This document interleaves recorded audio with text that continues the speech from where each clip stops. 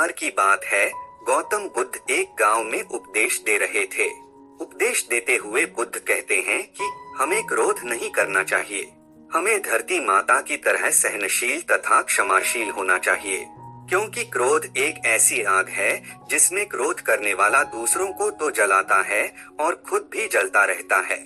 सभा में सभी शांति से बुद्ध उपदेश सुन रहे थे, लेकिन वहां एक ऐसा व्यक्ति भी बैठा हुआ था जो स्वभाव से ही अतिक्रोधी था, जिसे ये सारी बातें बेतुकी लग रही थी।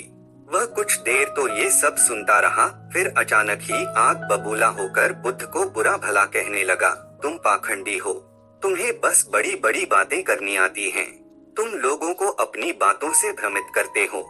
तुम्हारी इन बातों का आज के समय में कोई मोल नहीं है। ऐसे कई कटु वचनों को सुनकर भी बुद्ध शांत रहे।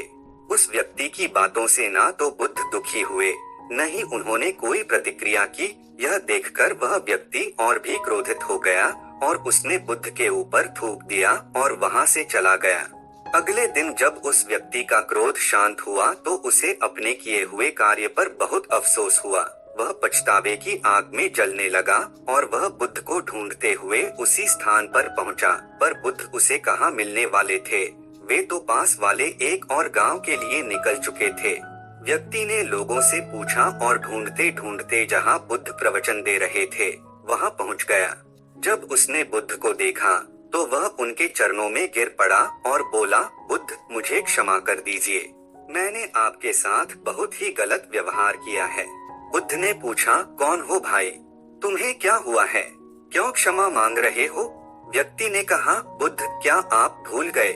मैं वही हूँ जिसने कल आपके साथ बहुत बुरा व्यवहार किया था। मैं शर्मिंदा हूँ। मैं अपने दुष्ट आचरण की क्षमा याचना करने आया हूँ। तब भगवान बुद्ध ने उस व्यक्ति से प्रेम पूर्वक कहा, बीता हुआ कल तो मैं वहीं छोड़कर आया गया था और तुम अभी भी वहीं अटके हुए हो। तुम्हें अपनी गलती का एहसास हो गया है, तुमने पश्चाताप कर लिया है, तुम निर्मल हो चुके हो। अब तुम आज में प्रवेश करो। बुरी बातें तथा बुरी घटनाएं याद करते रहने से वर्तमान और भविष्य दोनों ही बिगड़ते जाते हैं। बीते हुए कल के कारण तुम अपने आज को मत बिगाड़ो। उस व्यक्ति का सारा बोझ उतर गया। उसने भगवान बुद्ध के चरणों में पड़कर क्रोध त्याग का और क्षमाशीलता का संकल्प लिया। बुद्ध ने उसके मस्तिष्क पर आशीर्वाद का हाथ रखा। उस दिन से उसमें परिवर्तन आया और उसके जीवन में सत्य, प्रेम व करुणा की धारा बहने लगी। मित्रों, बहुत बार हम अपनी पश्चाताप करके बीते हुए कार्यों को याद करते हैं और खुद को दुखी करते हैं। हमें ऐसा करना नहीं चाहिए।